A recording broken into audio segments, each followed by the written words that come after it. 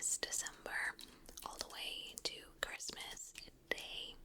So in today's video, I wanted to show you all of the books that I will be donating every December. I make a list of all of the books that I will want to read in the following year. Spoiler alert, that's going to be one of the videos that I will be sharing as part of my ASMR Vlogmas series, so stay tuned. But whenever I order or pre-order new books, I go through my entire library and see what books I want to part with, whether I DNF'd them or read them and feel like they should go to a new home, or whatever the case may be. So in this video, I will be showing you all of the books that I chose to give away. Some of them are brand new books that I purchased with my own money, and then some of them are ARCs or advanced reader copies that obviously I would not sell because they should not be sold. All of them will be donated. As much as I love all of my books, and as sad as I am to see them go, I'm excited that new books will be taking their place next year. Okay, so please get comfortable and let's get started. So the first book is City of Ashes by Cassandra Clare, and this book is book 2 of the Mortal Instruments series.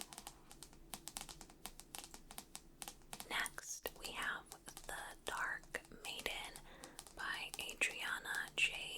Titnowski. Adriana is an indie author, and I've had this book for a while, so I'm very curious to know if she's still writing books.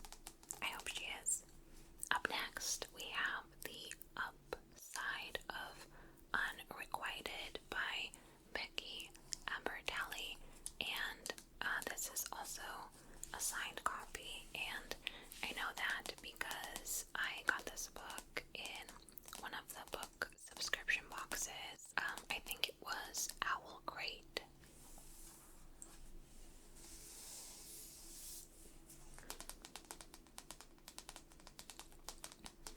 So this is Wreck the Halls by Tessa Bailey. This book I actually might still read before I donate it. I've read Tessa Bailey before, and she writes really fun romance books, but she does write spice, and I'm slowly realizing that I'm not that big of a fan of spice, and every time there is a spicy scene or a spicy chapter, I tend to skim, or if it's an entire chapter, I might skip it altogether, and then I feel bad because the author obviously took time to write that scene or that chapter. So I am slowly, with years and experience, finding things that I don't particularly enjoy in books, and I think that spice, I mean, it kind of depends on how I'm feeling, but generally, yeah, I'm just finding myself skipping those scenes. So I think I might still read the book because I do like Tessa Bailey's writing style, but then once I do, the book will be going to a new home. And I'm sorry if the books are a little crooked when I put them on the table. I can't fully see what I'm doing. But this is Only One Life by Ashley Farley, and this is Queen of the Owls by Barbara Lynn Brabst. I believe that's how it's pronounced. And I got both of these books as a Booksparks review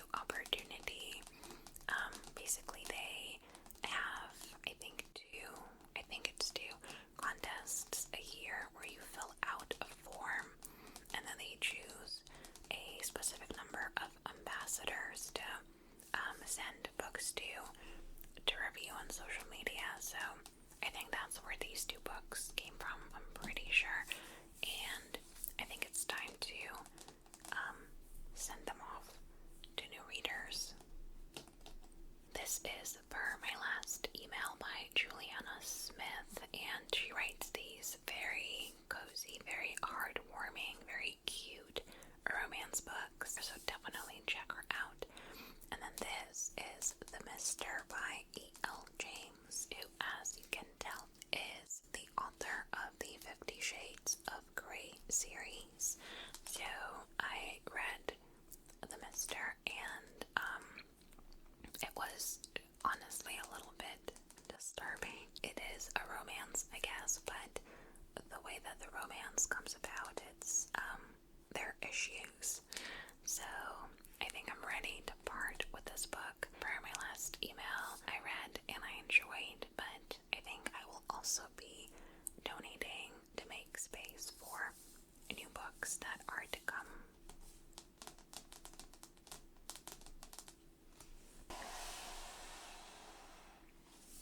The next two books are Beautiful Ruins by Jess Walter, and then this is Mr. Perfect on Paper by Jean Meltzer. She's the author of The Matzo Ball. I loved The Matzo Ball. It was such a fun book. Definitely recommend it.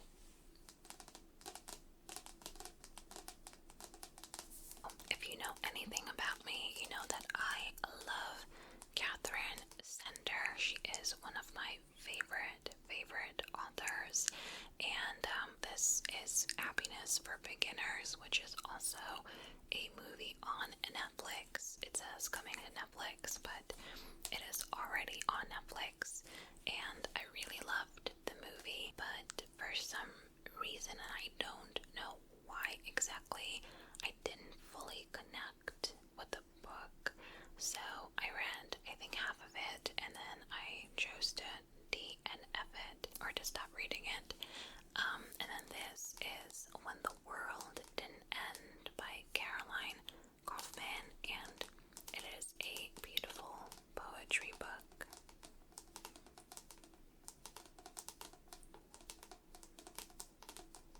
I'm almost at the end of the first pile, and there are three. Up next is The Promise of Us by Jamie Beck. Then we've got When You Ask Me Where I'm Going, and this is a poetry book.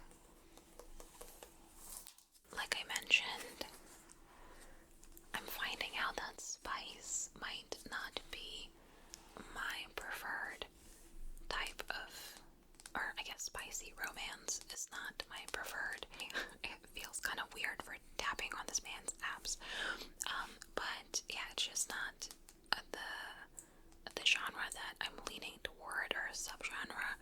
I enjoy when there's a bit of spice, but not a lot of spice. For a second, I was in this mood where I'm like, give me all the spice.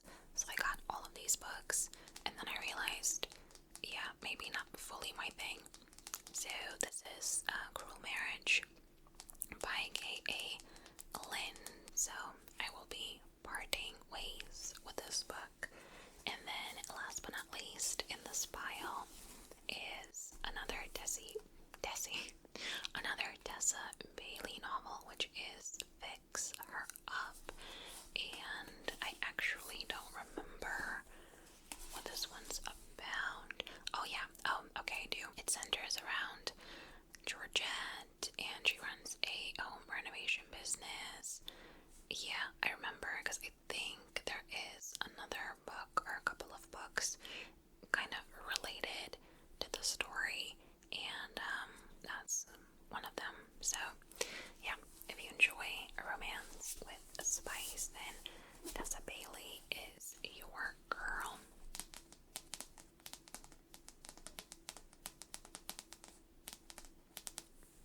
This pile is huge, so I hope it doesn't fall on me by the end of this video. But here I have another poetry book, Break Your Glass Slippers by Amanda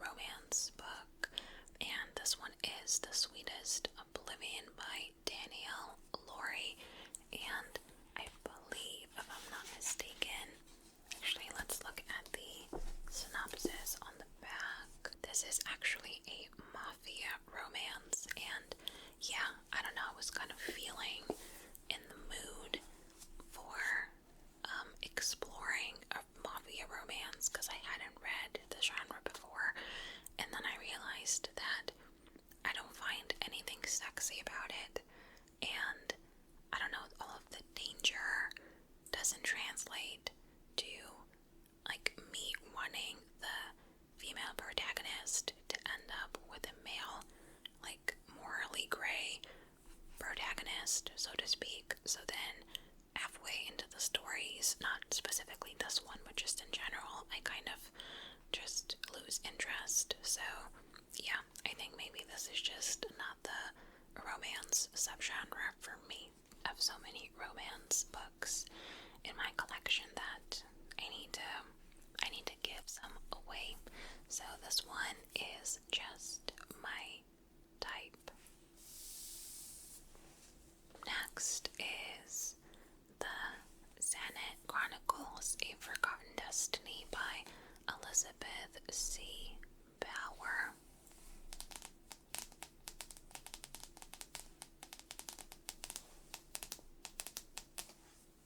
Okay, we are halfway through pile number 2. The next book in the pile is The Paris Apartment. Paris Apartment by Lucy Foley. I do love Lucy Foley's writing. The Guest List is one of my favorite thriller novels, and I really enjoyed it. And then I started reading The Paris Apartment, and I don't know what happened. I just could not get into it, but it is a very beautiful book, and maybe somebody else will like it more than I did. Up next is Children of Blood and Bone by Tommy Adeyemi. We've got Last Chance Books by Kelsey Rodney. I enjoyed this book very much, but again, with new books coming out in 2025, I just needed to make some space. The Devil Wears Black by L.J. Shen. I think I've read another book by L.J. Shen, and yeah, I don't remember if I DNF'd this one. So this book is about Maddie Goldblum. Maddie Goldblum stitched up a plan to ensure everything in her life was perfect, from a career in fashion to a chic NYC apartment to a pediatrician boyfriend, and then her ex, Chase Black, comes back into her life. The next book, and I'm kind of sad to be giving it away, but I just feel like I should. This is Assistant to the Villain. So this book I heard about on Instagram, and obviously the cover is very interesting, and I love the sprayed edges, and the premise was very cool because the main character in the book is, well, as the title says, the assistant to the villain. I started reading the book, and then I lost interest. I don't know exactly what happened. I can't really explain it. Sometimes you just read a book and you lose the plot, or the plot loses you. Yeah, I just didn't fully connect with the protagonist of this book. So, not to say that it's bad, it's just, it wasn't the book for me. So, I'll be giving it away. 99% Mine by Sally Thorne. And obviously, Sally Thorne wrote the amazing, incredible, decadent, all of the things, The Hating Game, which is also a movie starring Lucy Hale, who I love. I love Lucy Hale so much. But for some reason, this book just, again, didn't pull me in. So, because I have very limited time for a reading right now, I just feel like I should focus on other books. Alright, almost done with pile number 2, and the next book in the pile is my Bookie Wook, a memoir of sex, drugs, and stand-up. So every year I like to read at least 2 to 3 either biographies or memoirs. I just never got around to reading this one, and I've already selected my 2 to 3 books for 2025, so I know that I'm not going to be getting to this book anytime soon. I think it's best if I give it away. This book has such a beautiful cover, and this is Harley in the Sky by Akemi Dawn Bowman. And then for the final 2 books in pile number 2, we've got The Water Cure by Sophie McIntosh. It's got a very cool texture, which is kind of reminiscent of waves. I am now going to be tackling the very last pile number 3, Something Wilder by Christina Lauren. And if I'm not mistaken, Christina Lauren is not just one author. Christina Lauren is an author team. And I read, I want to say maybe 20% of this book, and I just didn't connect with it. So that's why I chose to DNF it. Then we've got Appearances by Sandra Helene.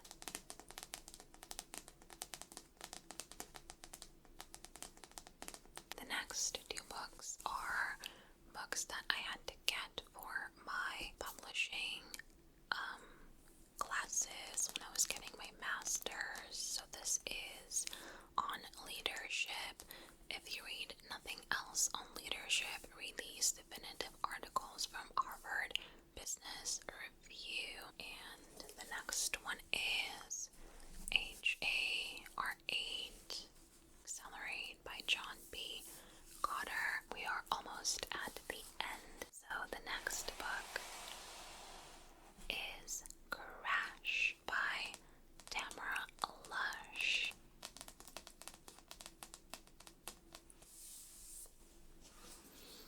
Then we've got the first book in the Mortal Instruments series, and it is called City of Bones by Cassandra Clare.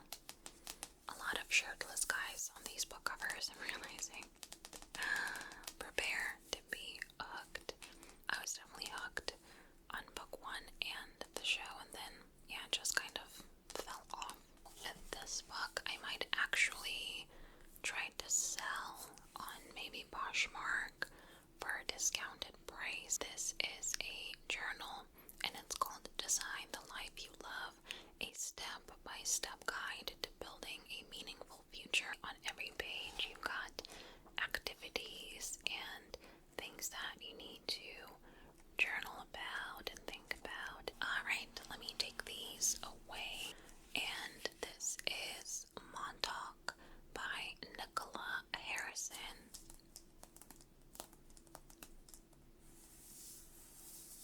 We are in the home stretch. So this was another purchase that I made in my spicy romance era. Dicing Her Love by Melissa Foster.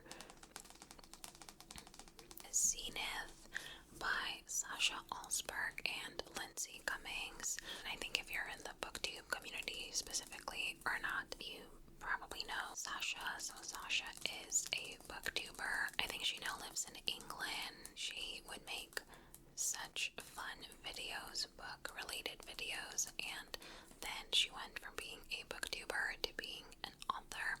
And I